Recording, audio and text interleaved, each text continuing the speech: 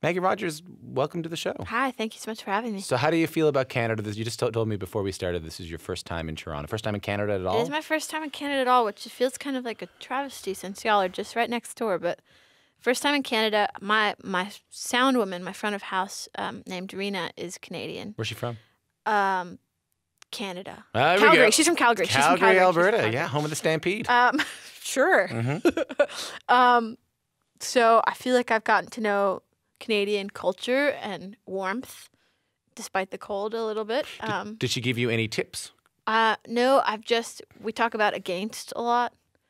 What? Y'all say against. See, I'm from like far. She says again. Okay, so sorry, I'm lumping an entire country into one I'm region. I'm from like Hawaii. Like I'm from an island off the east coast of Canada. Beautiful. Like, I'm very far away. Beautiful. Only like Hawaii, and that's an island. Well, it's very, very cold. Well, she says against. We say against. What do I say? Against. Against. Yeah. Well. Do you say and I say about too, right? About. She probably says a boot. She says a boot. That's a thing. That's a thing. And she says hey instead of a. Do you say I say tour instead of tour? Like you're on. I say tour. Tour. I'm on tour. Like you already. Yeah. Let's talk a little bit about this video. Sure, I mean, we got to do it. So we just heard a little bit of that Pharrell video that went viral. Wow. Wow. I have zero notes for that. And I'll tell you why. It's because you're doing your own thing. I want to know, like, you can see, before we turned on the microphones, you said, I don't need to see the video. I was there for it. So I'm going to ask you, when the song was playing, not afterwards, but like when the song was playing, what was going through your head? I pretty much picked a spot on the floor and stayed there. What do you mean? I just was looking at Pharrell's shoes most of the time. Well, I mean, I studied electronic production and engineering in college, and so sharing my work with my peers sort of in that way is something that, despite how uncomfortable it just is based on context, it's something I was really familiar with. That wasn't an unfamiliar situation, just like school. But inevitably, it's pretty uncomfortable to share your work in front of your peers because there's this whole, I try and stay pretty still so that my movement or, inflection in the song doesn't influence how my classmates are perceiving it because I'm really interested in their feedback. But there definitely is this element of like, pretend like you like the song. Don't like it too much. Like, pretend like you know what's coming next because you made it. Like, But also there's a different kind of vulnerability because it's not like you were sitting down playing a beat for them. Like there was really meaningful lyrics. There was something you had to. Let's just take a quick listen to the song. Moving slowly through westward water, over glacial plains, and I walked off you, and I walked off and owned me. Oh me, oh my, I thought it was a dream. It's Maggie Rogers with Alaska, or just a little bit of it. Maggie, like I said, this isn't. It's one thing to show off any kind of creative work, like to show off an instrumental piece of music, to show off a beat is challenging enough. But then you have to show off some real vulnerabilities there in your own life. Was that harder? Again, it's what I went to school for. It's also just what I do. The lyrics? No. That's what I'm talking about. I'm not talking about the beat. I'm talking about like. But I mean, I've studied production and engineering, and inevitably was using that to make songs. Yeah. And writing songs is something I've done since I was about 13. I inevitably find a lot of power in vulnerability. It's something that, it's almost like if I take away all my defenses and tell you exactly how I'm feeling, then how could you possibly hurt me? And inevitably, like, when you're vulnerable and feeling something really powerfully, if you can tap into its base emotion enough, I think that it's something that everybody feels. Where does that come from? I mean, most people, when they have these thoughts about love or these thoughts about loss or these thoughts about confidence, they keep them in, or at least they find them hard to share. I don't know. I mean, writing songs has always been just kind of like a form of mental health. It's just something that I've done since I was 13 as a way of processing my life. And I would write a song and about how I was feeling and then sort of play it till I felt better. And then, like, when the lump in my throat sort of started to wear off when I was playing it, I would just write a new song. You know, you mentioned that you were staring at Pharrell's shoes and you picked a spot on the floor while the song was playing. After the song was playing, I think when you watch the video, when I watch the video, I feel this sense of elation. Like before we met, I felt just so happy for you. Like I felt. you. But you know what I mean? Like I think we all just felt so happy that he recognized how good this was, and I can obviously tell that it meant something to you. Like, what were you feeling afterwards? I honestly don't have so many memories of that day. I think this has been true of most of my life. In moments where I'm incredibly present, I don't retain memory incredibly well. It just felt wild.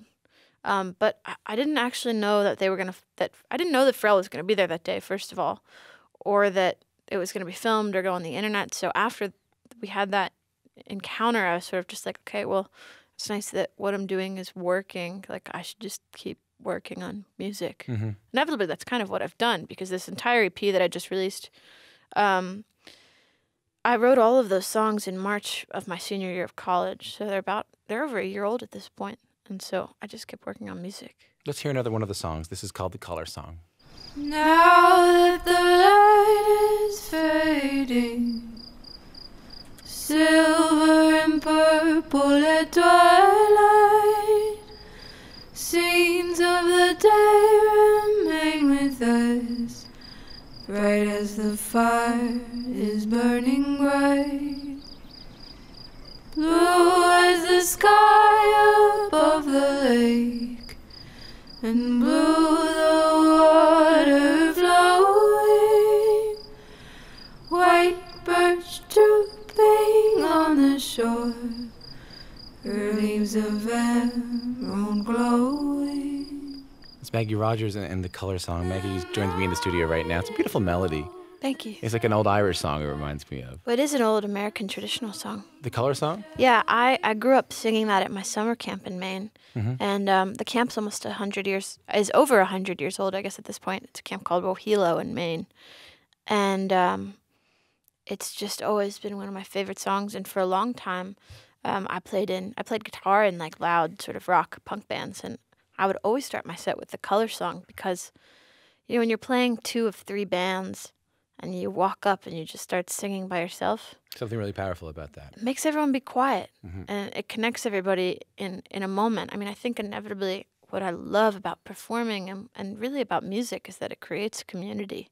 It shows people that they maybe have more in common that they think, and inevitably it's the performer and the audience together that create a show and create an experience. But it also does something to an audience that I think in 2017, what year is it? 2017, we don't think about too much. We don't see it as often enough. I think like we become accustomed to music with accompaniment. And I have my good friend Matthew Byrne. He's from where I'm from, and he's in a band with me. And I've seen him do solo shows. And if people won't stop talking while he's playing, he'll sing a song unaccompanied, and they'll all just stop. Yeah.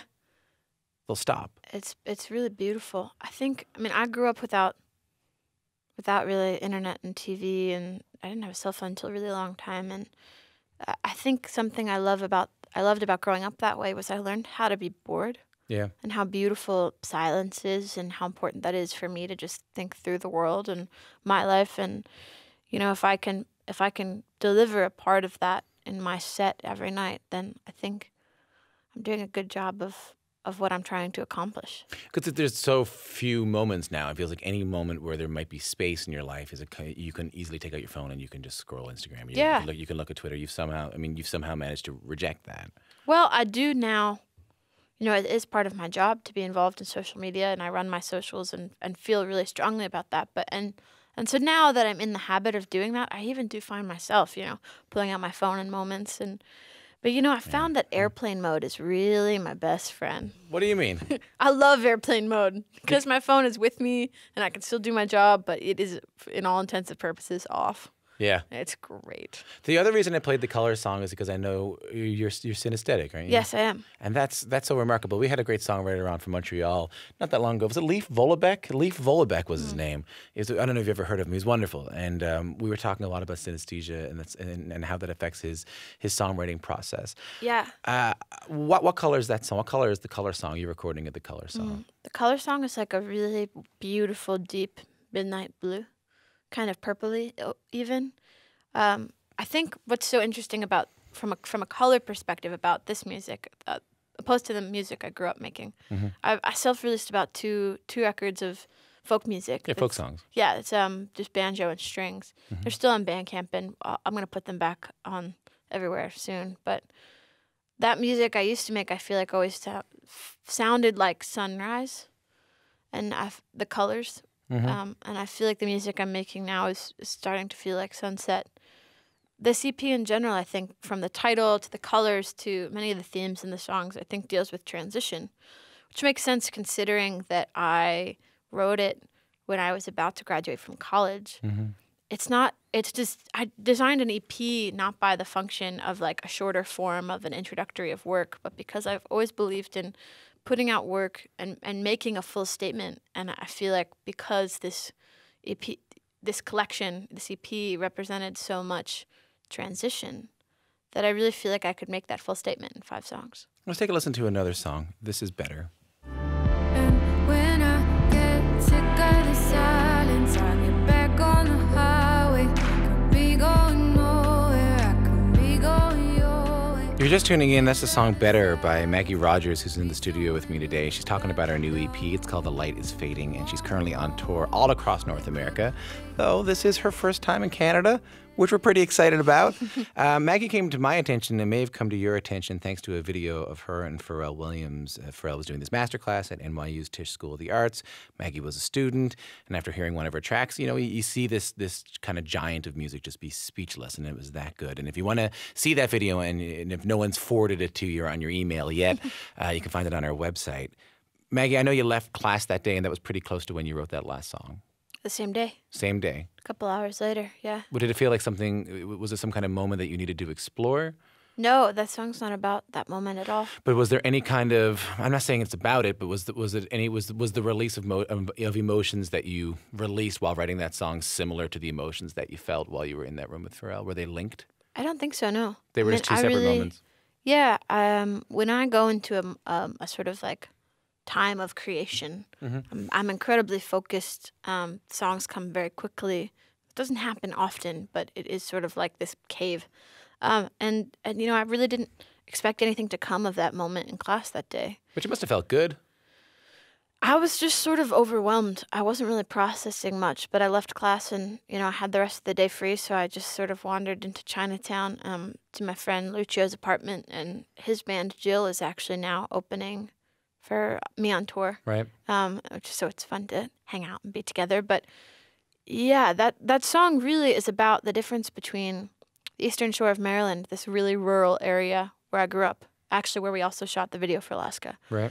And New York City. I think it's really easy to boil me down, and I'd say that I'm this folk nature girl. Mm-hmm.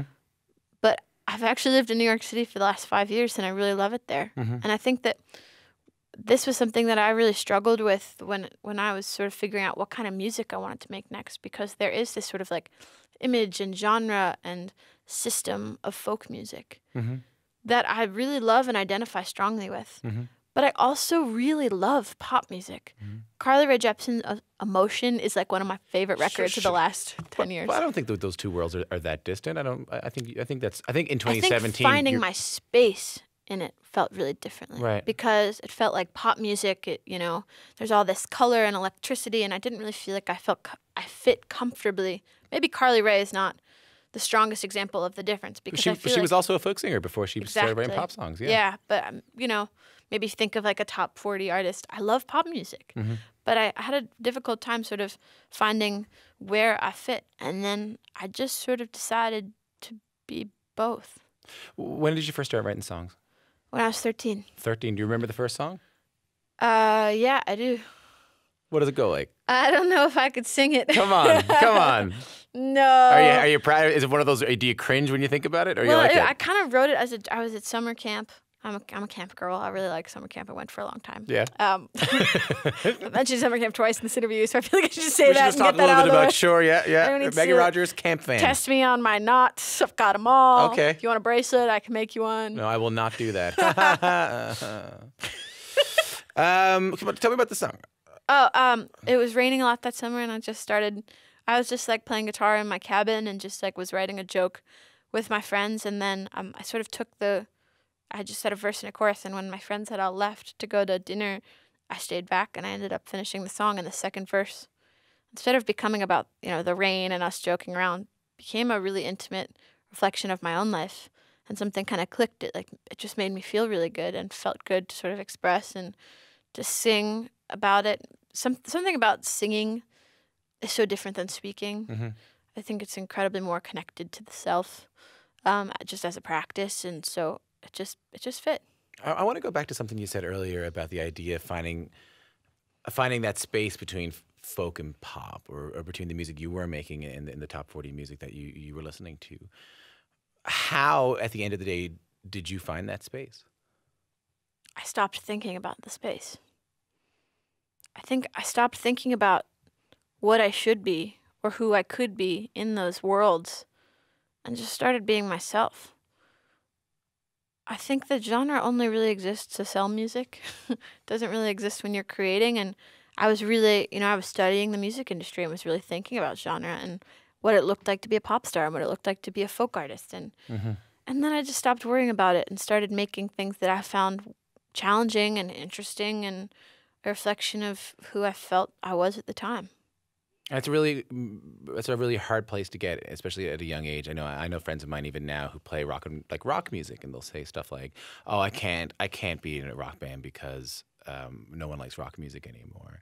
And I always try to tell them that that really doesn't matter. What matters is what you want to make. Totally. And it's a hard lesson to learn. Well, I think that my goal in making music always has been to just make music that feels like a direct reflection of who I am in the moment. I want to play another song related to that. This is called Dog Years. I count my time in dog years, swimming in 7 slow, dancing in seconds. Oh, and I'm the one that loves you. Oh, and I'm the one that loves you. I spend my time daydreaming, sure as the sea, it's just you and me. Oh, and I'm the one that loves you. That's Maggie Rogers with Dog Years. Maggie joins me in the studio right now. It's a beautiful song. Thank you. Speaking of years, and speaking of trying to find your own voice at such a young age, I can't help but think, just as someone I know who has toured too, that sometimes when you're young and you're on the road, you can feel like you're missing out a little bit on your youth. You can feel like your friends are all still back at home.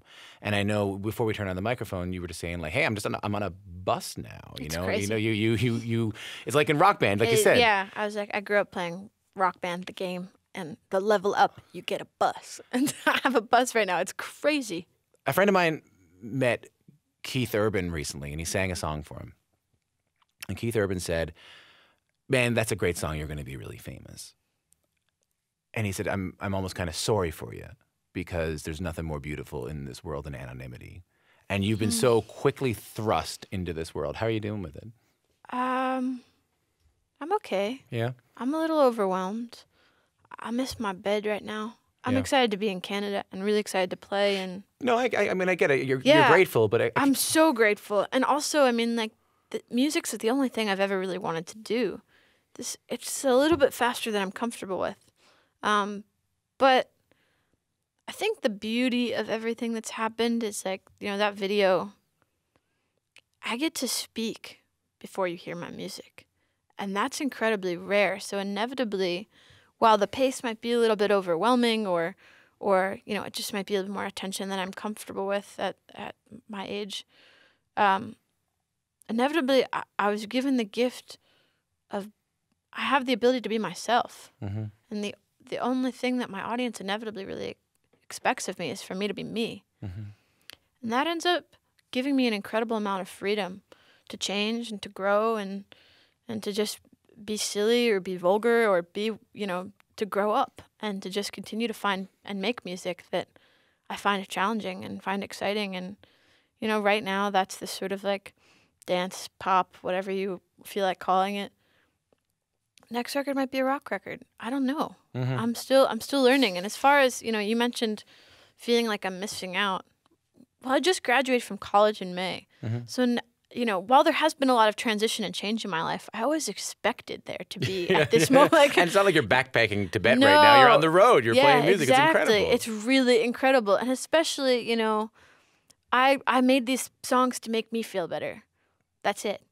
But to hear stories on the road of how these songs have helped other people feel better too, I mean, that's an incredible thing to be able to do. I'm glad we were able to speak about more than just Alaska. Yeah. I'm glad we were able to speak about more than just the video. I'm happy we were able to talk about this really beautiful record that you made. But Thank you. But what about that? And like I'm not immune to what this is and the idea of doing press and the idea of using press. Are you starting to is talking about the video, is talking about Pharrell starting to wear on you at all? No. I mean, well, yes and no. I totally understand. I mean, that's for so many people, that's where the story starts. And it is this crazy story. Yeah. Inevitably. And I've lived it all. I think often the misconception is made that Pharrell and I are good friends. We only really met in that video. Yeah, right. No. So people are always like, "Oh, what's Pharrell telling you these days?" And it's like, I haven't really spoken to him. Right. So it is an incredibly strange thing to have this powerful connection to somebody I don't know at all. But that's sort of my reality right now. Maggie Rogers, it's been a real pleasure talking to you. Thank you so much for having me.